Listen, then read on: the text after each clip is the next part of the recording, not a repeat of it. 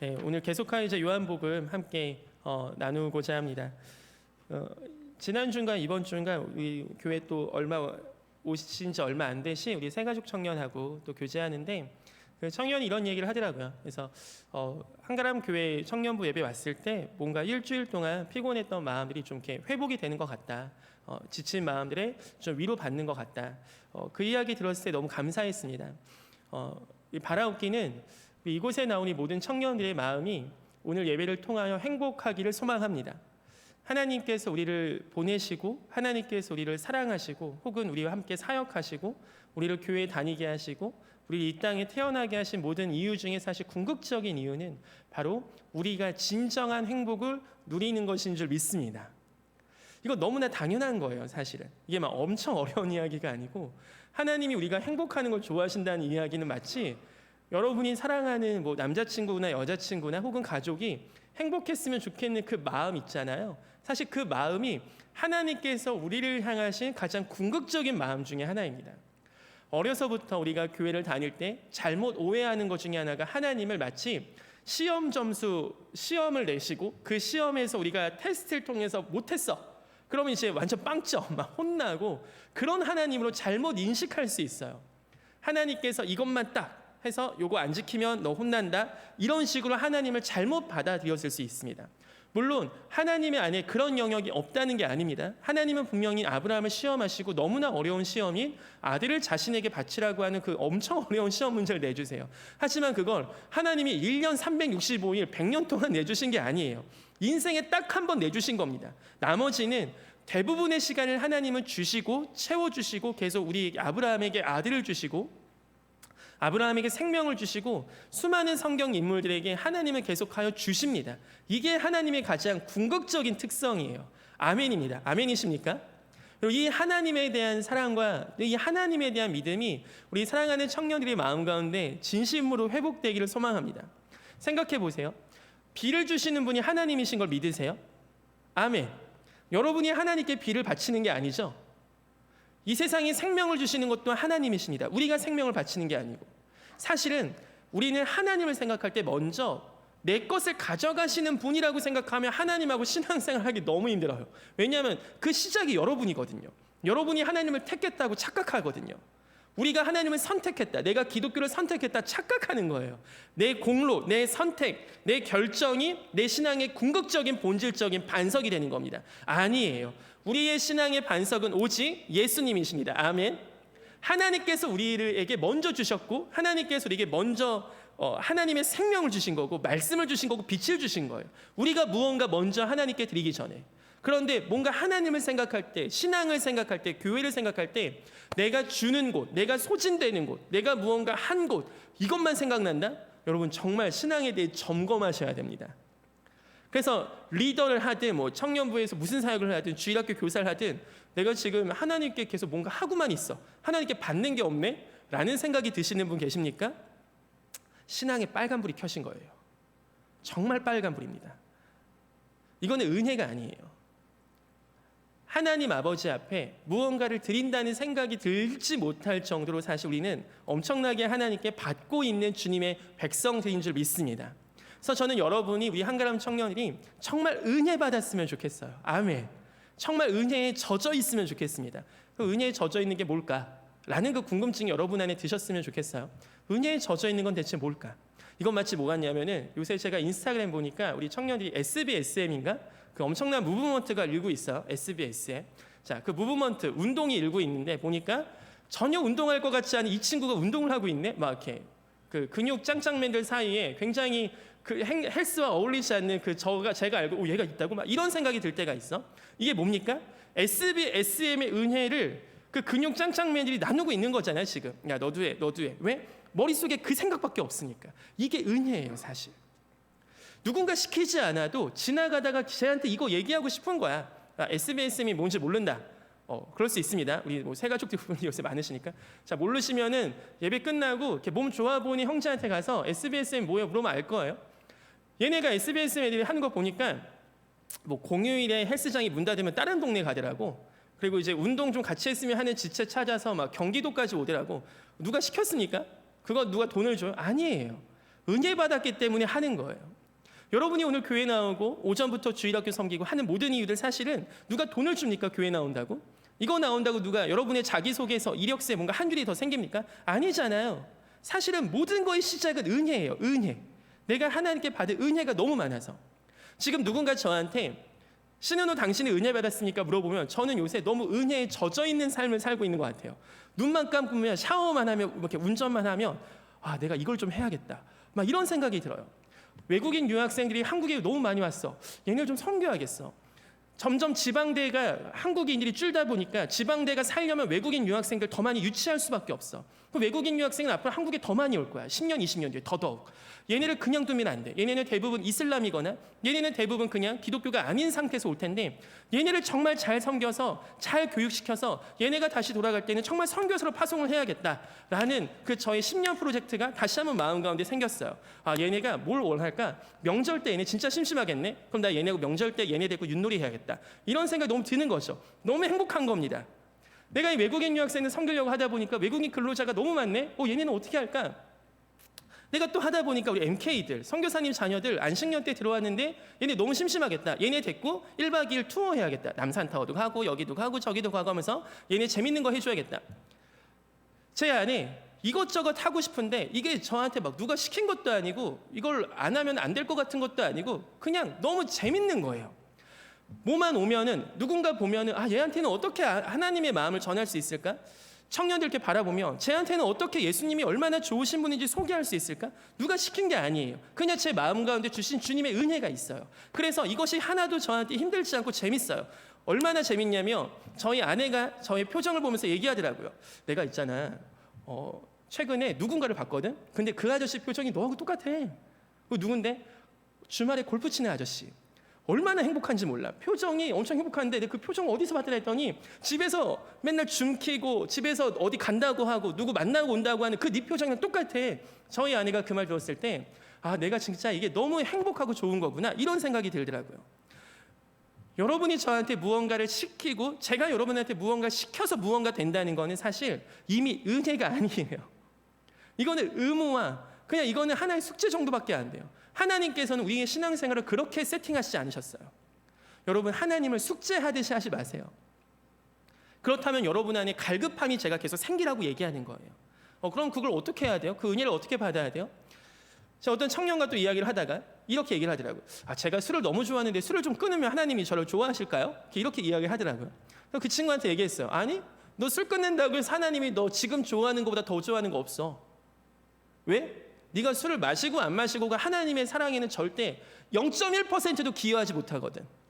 자, 네가 술을 끊었어. 하나님 더 좋아하실까? 물론 하나님이 네가 성장해 가는 것에 대한 기쁨은 있으실 거야. 하지만 너 존재 자체를 사랑하는 거는 변치 않아.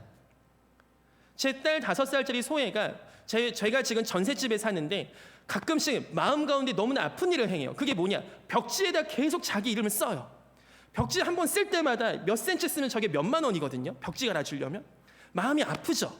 자, 근데 그렇다고 해서 제가 그 아이를 사랑하는 마음이 조금이라도 줄겠습니까? 이건 다른 문제예요. 자, 여러분의 마음속에 이러한 술 마시고 담배 피고 등등 이런 죄들, 여러분이 생각하는 뭔가 죄들 이따 치자. 이 죄를 조금 덜어내면 여러분 이 죄를 조금 덜어내면 어떻게 되냐면 이 컵에 커피가 가득 있다고 생각해 보세요. 내가 이 커피가 가득 든 게 너무 싫어. 그래서 이 커피를 가득 쏟았습니다. 자, 근데 커피가 너무 오래 있었기 때문에 이 컵의 자국이 너무 심해. 자, 내가 여기 있는 그 내 안에 있는 죄라고 생각하는 것들 다 털어냈어. 그러면 이게 깨끗해졌습니까? 우리는 신앙생활을 내가 죄를 끊으면 신앙이 좋아졌다고 생각해요. 그거는 원인이 아니에요. 내가 죄를 끊었으니까 신앙생활이 좋아지는 게 아닙니다. 거꾸로예요. 이 물에 커피가 가득하다면 이것을 깨끗하게 하는 방법은 여기에 새물을 계속 채워야 돼요. 새물이 계속 채워지면 이 새물이 계속하여 채워지면 커피를 밀어냅니다. 이게 바로 신앙생활의 핵심이에요. 여러분 안에 무언가 찌꺼기들이 있는 것 같습니까? 무언가 마음 가운데 하나님 앞에 나아갈 때 불편한 게 있는 것 같아요. 그걸로 여러분의 힘으로 아무리 끄집어내봤자 다른 어떤 것이 들어온다고요. 내가 술 끊어봤자 담배가 들어오든가 내가 무언가 끊어봤자 다른 시간들이 들어오든가 무언가 다른 것이 계속 날 채워요. 내 삶의 주인, 아까 우리 호연자매님이 대표 기도하실 때 얘기하셨, 내 마음의 중심을 다른 것에 빼앗기지 않고 하나님께서 채우시는 거. 그러니까 제가 우리 청년들 볼 때마다 우리 같이 말씀 읽을까? 같이 기도할까? 같이 이번에 성경 공부 짧게 할까? 왜 계속 제안하고 여러분이 귀찮을 거 알면서도 같이 하냐고 하냐면, 여러분 마음속에 있는 온갖 더러운 찌꺼기들을 제가 그거 하지 마, 그거 하지 마. 제가 청년들 만나면 너 술 먹지 마, 담배 피지 마, 이런 얘기 거의 안 합니다. 왜냐면 그게 해도 돼서가 아니라 그걸 하는데 그걸 치운다고 해서 회복되는 게 아니거든요, 사실은. 이 안에 깨끗한 물이 계속 들어와야, 그래, 아, 내가 술 마시지 않아도 내가 행복하게 살 수 있구나. 솔직히 술 마시는 거, 여러분 중에 술 마시는 청년들 중에 진짜 술이 맛있어서 먹는 청년들 몇 명이나 됩니까? 진짜 이 술 맛을 알고 내가 이 술이 이 깊이와 이 향미와 이 인생의 깊이와 술의 깊이를 내가 한 잔 딱 먹을 때 막 그 세상이 막 열리고 막 이런 깊이를 가지고 먹는 청년들 몇 명이나 돼요. 솔직히 친구들 때문에 먹는 거잖아요. 관계 때문에 먹는 거고, 그 술 모임 분위기가 좋은 거고. 사실은 하나님 앞에서 내 삶의 공허함과 내 인생의 여러 가지 팍팍함을 그런 걸로 다 달래는 거잖아요, 우리 세상의 친구들과. 그러니까 이거는 사실 우리 가운데 이 하나님이 이 영역을 채워주실 수 있는가, 내 마음의 진정한 공허함을 술보다 다 잘 채우실 수 있는가, 내 담배 연기에 날아가는데 고민이 날아가는 것 같은 그 느낌보다 하나님과 함께할 때 내가 채워지는 그 느낌을 내가 경험할 수 있는가. 여러분, 이러한 것이 경험되면 안 끊으라고 해도 그냥 생각이 안 난다니까요. 이게 바로 은혜 받는 거예요. 저는 우리 청년들이 이러한 은혜의 신앙생활을 하기를 간절히 소망해요. 지난주에도 계속 이어지지만 요한복음이 사실 그러한 여러분 마음 가운데 있는 여러 찌꺼기들을 다 밀어내는 은혜가 젖어있는 주의 말씀인 줄 믿습니다. 그래서 이 말씀을 여러분이 계속 읽어보셨으면 좋겠어요. 요한복음을 읽는 자체가 굉장히 좋은 기도와도 같습니다.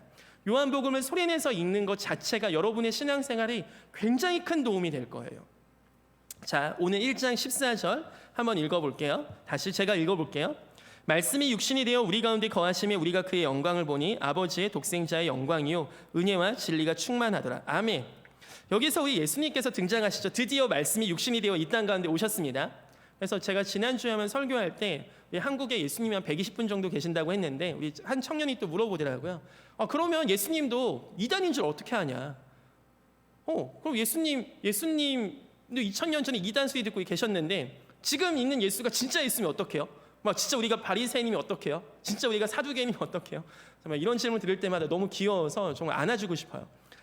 정말 좋은 질문이에요. 여러분 안에 분명히 그런 질문이 있을 수 있어요. 진짜 JMS가 예수님이 어떡하지? 진짜 그 사람이 예수님 어떡해? 봐봐, 복음서에서도 예수님 핍박 받으시잖아. 예수님이 메시아 아니라고. 그것처럼 내가 지금 그걸 인정하지 않는 바보 같은 바리새인이면 어떡해? 이러한 질문이 들 수 있습니다. 그래서 성경이 있는 거예요. 예수님께서 2000년 전에 역사 속에 이 땅 가운데 오실 때 그것이 그냥 예수님이 혼자 뛰고 오신 게 아니에요. 구약에 수많은 예언이 예수님을 가리킵니다. 예를 들면 베들레헴에서 오실 거다. 그분이 애굽에서 나오실 거다. 그분이 예루살렘에 들어가실 거다. 그분이 나귀를 타고 들어가실 거다. 그분이 처녀의 아들로 나오실 거다. 그분이 다윗의 자손일 거다. 그분이 아브라함의 씨일 거다. 이러한 식으로 수많은 이야기들이 오고 예수님께서도 말씀하세요. 그 말씀이 가리켜 나를 가리킵니다. 그 말씀이 나에게 이루어집니다. 그러니까 즉 예수님께서는 말씀하신 대로 이 땅 가운데 오셨습니다. 아멘. 예수님께서는 그냥 오신 게 아니에요. 그냥 뜩 등장해서 나야. 이게 아니고 수많은 성경의 그 가지들, 어떤 신학 교수님께서 그걸 체크해 보셨는데 약 890번의 예언이 있었다고 해요. 나사렛 예수, 그 십자가에 죽으신 예수가 구약의 메시아, 구약에 기다리는 메시아로 예언된 그 여러 가지 사건들과 여러 가지 구절을 매칭시켜 보니까 약 890번이 직간접적으로 예수님을 예언하고 가리키고 있다고 합니다. 자, 이렇게 본다면 예수님을 말씀하신 대로 우리 가운데 오셨어요. 아멘. 그러니까 여러분 그러한 어려움에서 해방되시길 원해요. 지금 이 땅에 눈에 보이는 예수는 다 가짜입니다. 아무도 아니에요. 왜냐? 다시 오시는 예수님은 동에서 서, 이 동쪽에서 서쪽까지 같이 볼 수 있대요. 즉 전 지구적인 역사입니다. 전 지구적인 역사. 그냥 이 땅에 살면서 내가 예수야 막 이렇게 숨어있는 나사렛 예수, 막 무슨 흑석동 예수, 이런 예수님이 아니에요. 예수님은 완전한 영광 부활체로 오세요. 왜냐? 이미 한 번 육체로 오셔서 죽으셨으니까 다시 오실 이유가 없는 겁니다. 다시 오실 땐 세상의 끝이에요. 그러니까 우리는 그 끝을 준비하는 것이 누가 예수님인지 이렇게 안 찾아도 된다는 얘기입니다. 자, 그렇게 해서 예수님께서 우리 가운데 말씀하신 대로 이 땅에 오셨는데, 자, 여기 보시면 우리 가운데 거하심이라는 단어 나오죠. 거하신다. 자, 거하신다. 요게 이 신약 성경이 처음에 쓰여질 때 헬라어, 그리스어로 쓰여졌거든요. 근데 이때 쓰여졌던 단어가 스케노라고 해요. 스케노. 우리는 그게 뭐 크게 중요하지 않지만, 근데 얘네한테는 중요해. 유대인들한테. 왜냐? 이 스케노란 뜻이 뭐냐면 장막을 치다거든요. 장막을 치다. 그러니까 우리 주일학교 선생님들이나 교회 좀 오래 다니시고 구약 성경 좀 읽어보신 분들 알 거야. 장막을 치다면 뭐가 생각이 납니까? 구약의 출애굽기에 하나님께서 성막을 치셨던 사건 기억나세요? 자, 요게 이 동사가 쓰인 거예요. 성막을 치다, 장막을 치다. 자, 이거 한번 같이 찾아볼게요. 출애굽기 가보세요. 출애굽기 40장. 출애굽기 40장.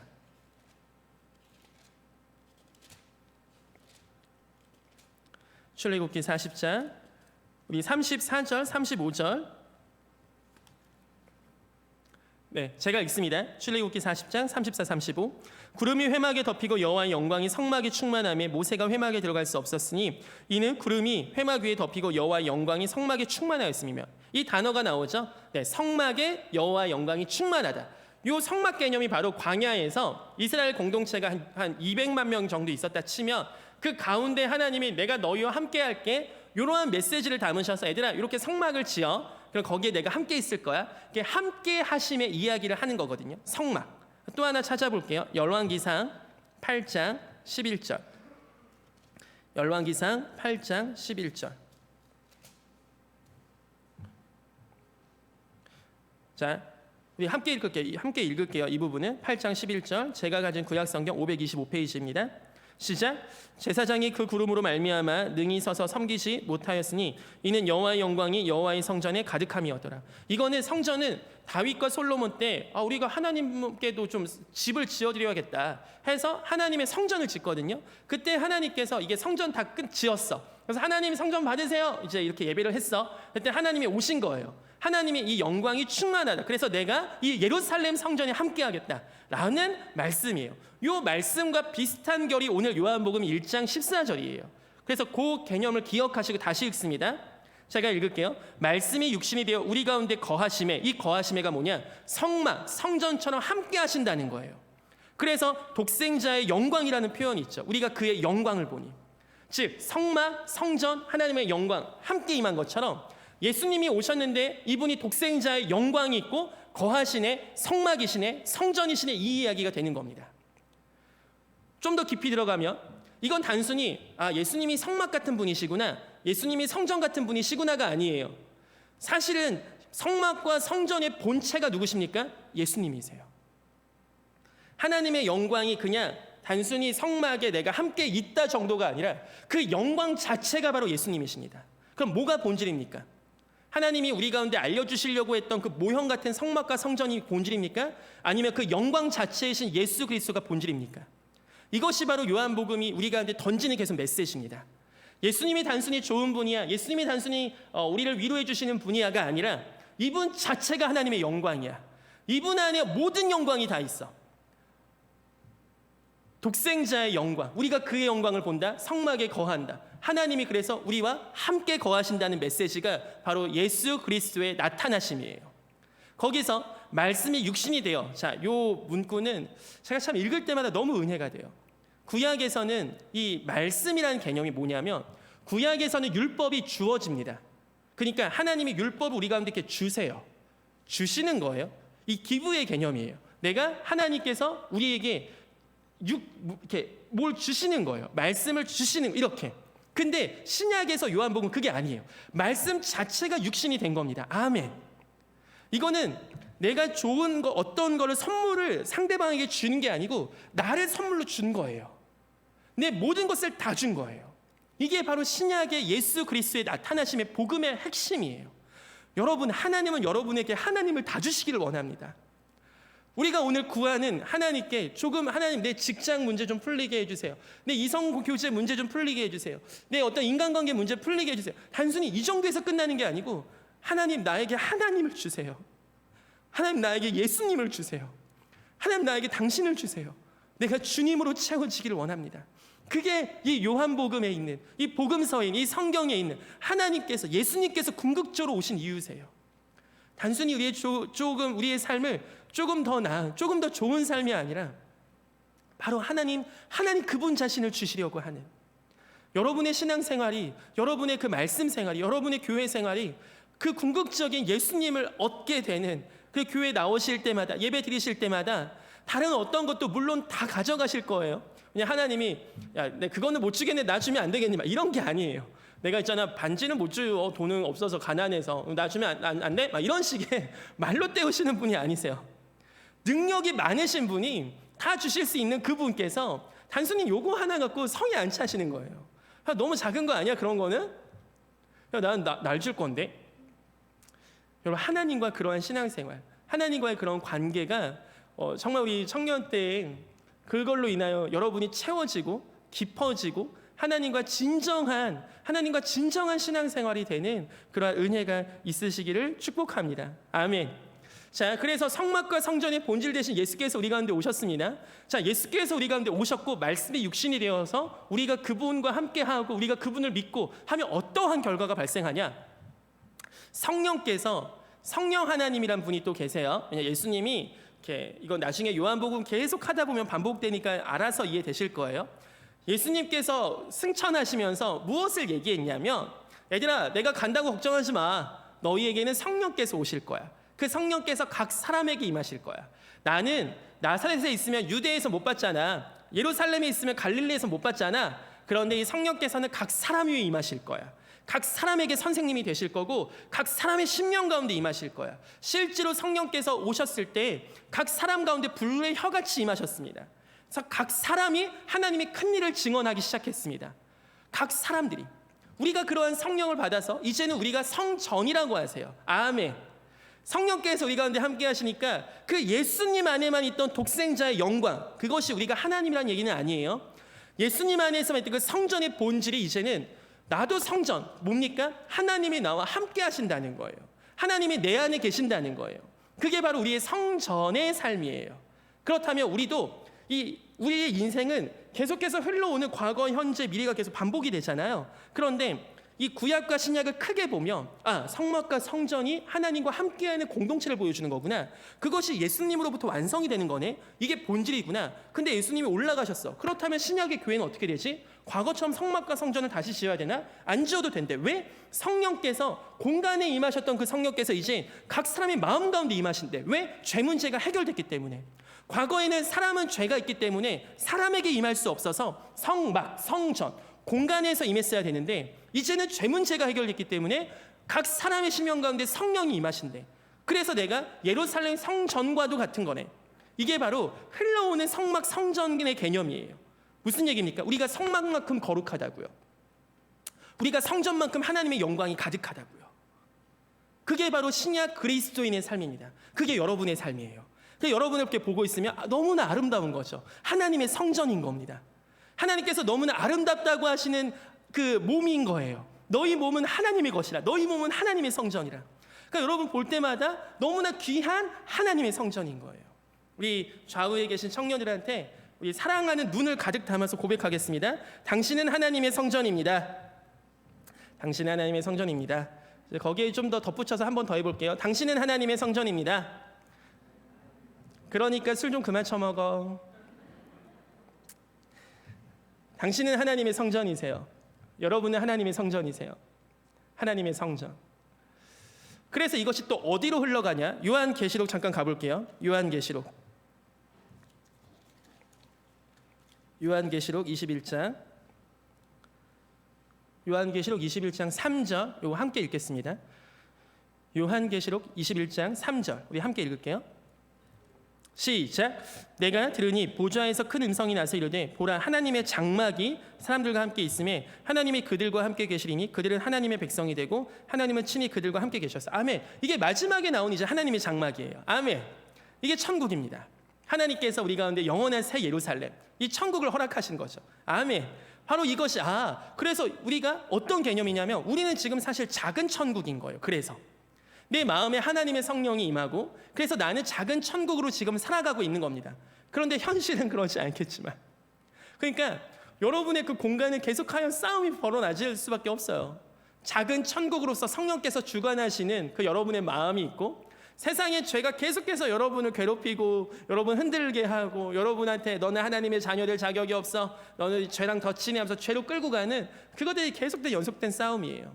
근데 그걸 나는 이길 힘이 없어. 왜냐하면 성경의 수많은 인물들이 자기의 통제로 안 되거든.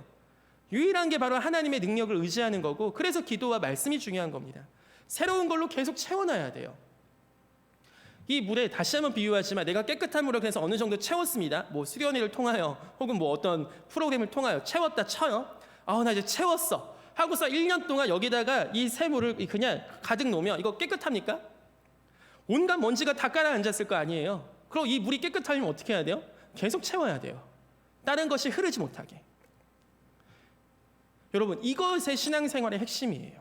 이것을 아는 자들이 그래서 자기의 늘 연약함을 고백하고 다윗같이 늘 주님 앞에 무릎 꿇고 기도하고, 내가 그냥 어제 은혜 받았다 해서 오늘 난 이제 괜찮겠지 이런 생각 안 하는 거예요. 당연한 겁니다. 내가 어제 밥 먹었는데 오늘도 밥 먹는 거예요. 여러분 안에 신앙생활이 사실 이것이 그래서 의무감이 아니라 원래는 너무나 당연한 걸 깨달으셔야 돼요. 내가 이거 안 먹으면 죽는 거구나.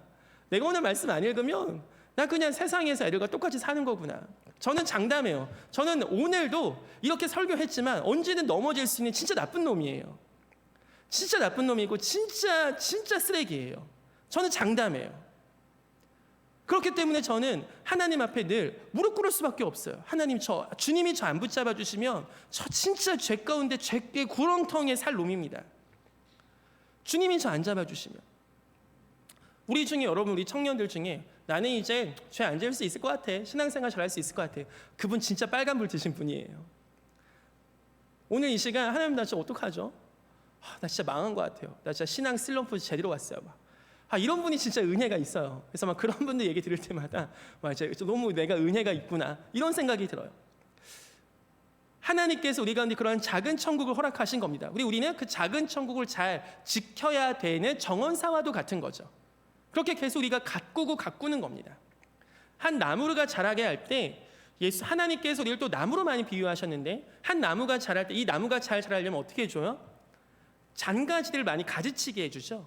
그러니까 여러분이 만약에 신앙에 대해서 성장하고 싶으십니까? 그럼 가지치기 좀 하셔야 돼요. 가지치기. 제가 어제 목자 모임 할 때 약간 이렇게 잘 안 하려고 하는 말들을 좀 한번 쏟아낸 적이 있어요. 그게 뭐냐?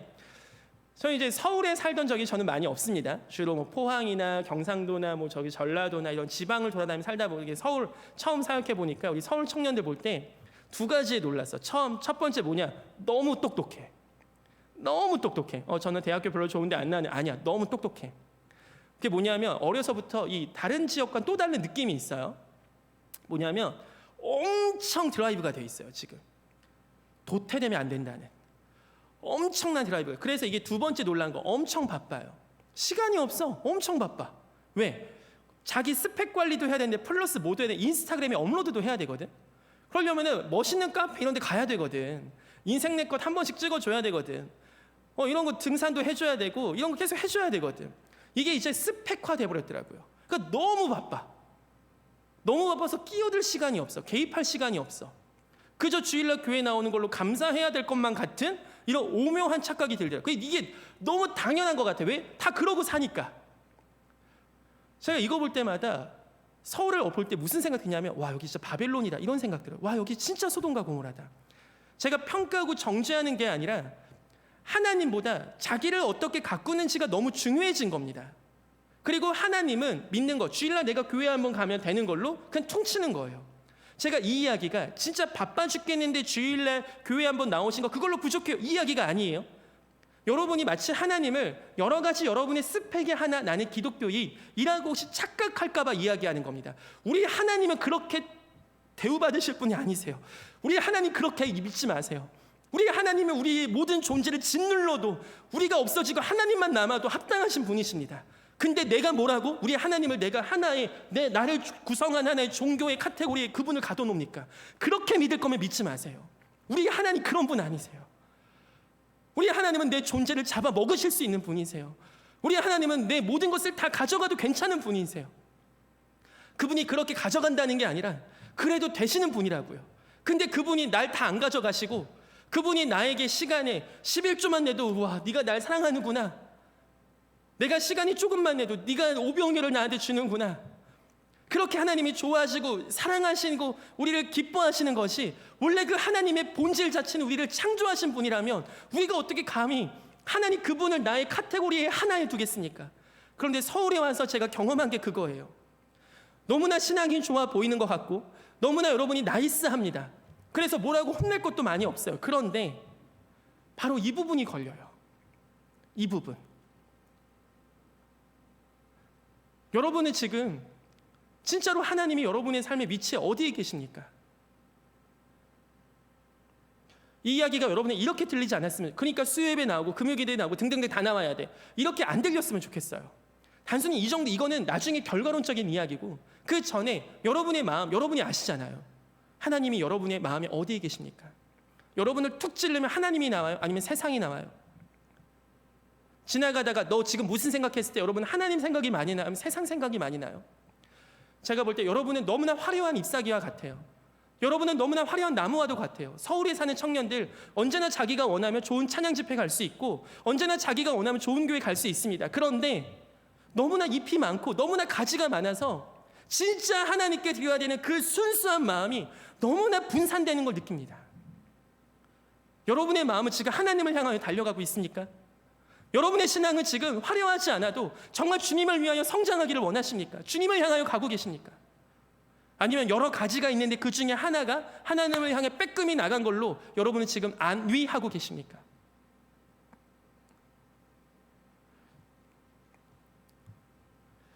마지막에 이 은혜와 진리가 충만하다는 이야기가 바로 여기서 이야기하고 싶은 부분이에요. 우리 예수 그리스도 안에는 은혜와 진리가 충만합니다. 은혜는 여러분 다 아실 거예요. 내가 죄인인데 내가 이 벌을 받지 않아도 되는 큰 은혜를 우리는 받았습니다.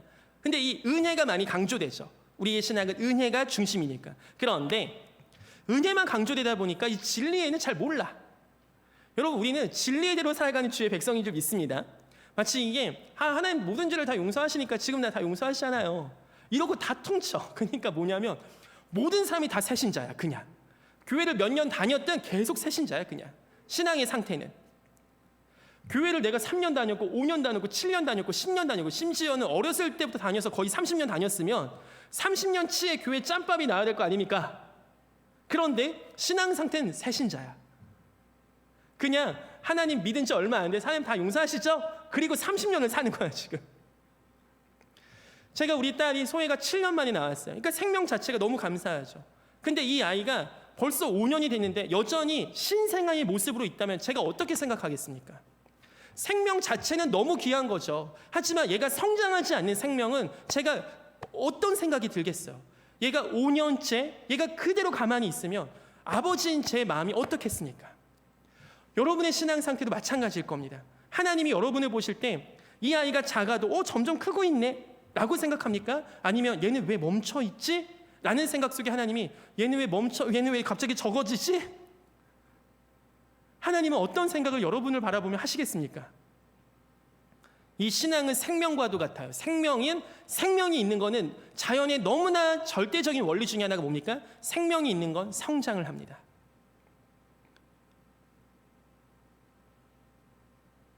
여러분의 신앙이 지금 생명력이 있어서 성장하고 계십니까? 그것이 아니라면 여러 가지 것들이 있을 거예요. 성장하지 않은 여러 가지 이유. 두 가지가 핵심이에요. 하나는 물을 먹지 않아서요. 새로운 것을 하나님으로 공급받지 않았을 때. 두 번째는 공급받는데 왜 안 커? 가지가 너무 많아. 이 두 가지 중에 하나예요. 웬만하면. 여러분 스스로 생각해 보세요. 나는 지금 공급이 부족한가? 아니면 너무나 분산되어 있는가?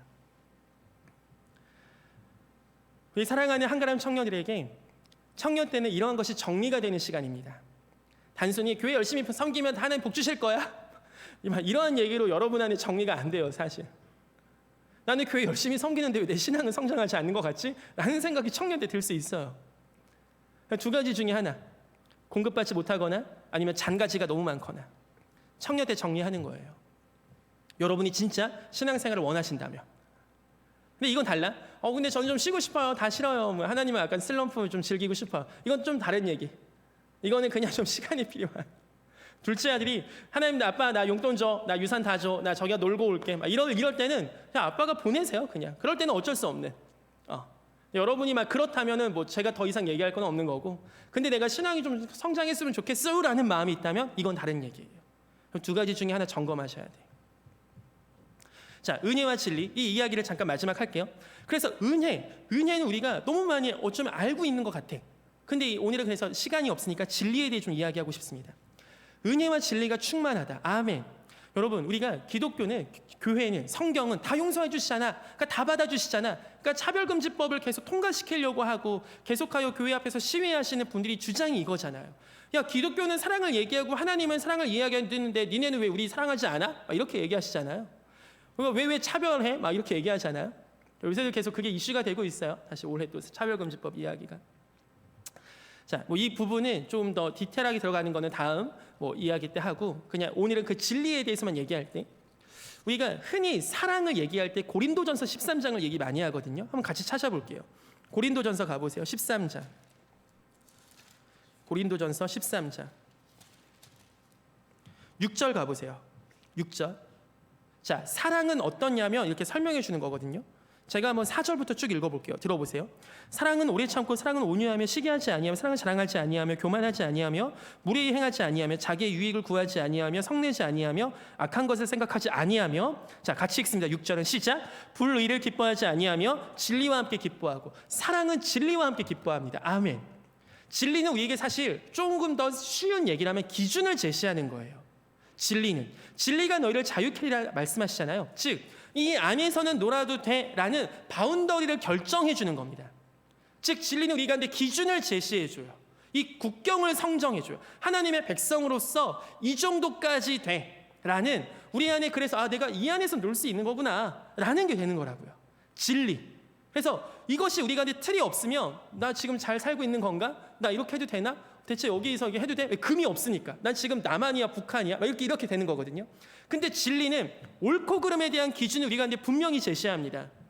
그것이 바로 우리 가운데 진리 안에 우리가 자유함을 누리는 거예요.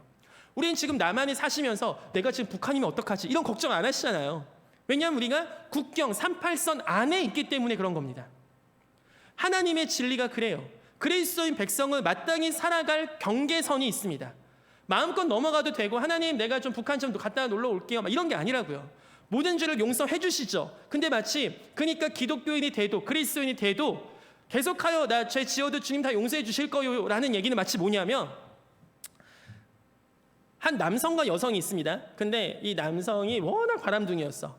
그래서 이전에 사귀었던 여자들이 워낙 많아. 근데 이 여자가 너무 좋아. 그래서 얘기하는 거죠. 결혼하자. 내가 이 여자들 다 정리할게. 안 만날게. 그리고 결혼해서 1대1로 살아가야 되잖아요. 근데 얘가 이렇게 얘기하는 거예요. 너는 너무 사랑이 많잖아. 넌 날 좋아하잖아. 나 너랑 결혼하고 싶어. 그러니까 내가 지금 만나고 있는 이 여자애들 있잖아. 그냥 같이 받아주면 안 돼? 너는 은혜의 하나님이잖아. 너는 사랑의 하나님이잖아. 다 받아줄 수 있잖아. 라고 얘기하는 것과 똑같습니다. 이것이 과연 사랑입니까? 여러분이 이 말도 안 되는 걸 지금 하나님께 계속 요구하시는 거 아니세요?